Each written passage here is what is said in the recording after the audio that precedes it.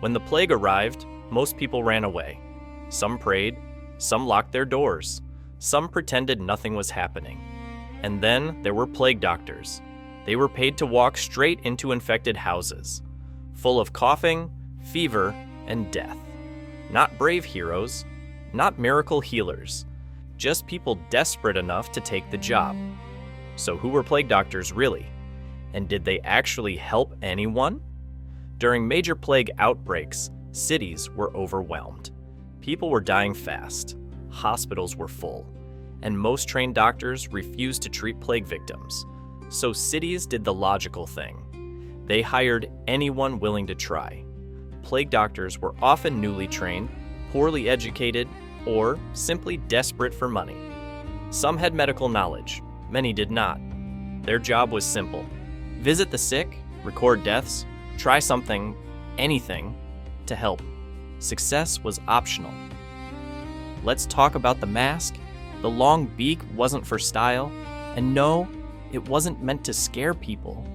At the time, doctors believed disease came from bad air, rotting air, smelly air, evil air. So they filled the beak with herbs, flowers, spices, even dried roses. The idea was simple. If the air smells nice, it can't kill you. They also wore waxed coats, gloves, boots, and carried a cane. Not for magic, just to avoid touching people. Accidentally, this part actually helped. Did it work? Short answer, not really. Plague doctors had no idea about bacteria, no idea about fleas, no idea about rats. Some treatments included bloodletting, rubbing onions on the body, forcing patients to vomit, or sitting near open fires.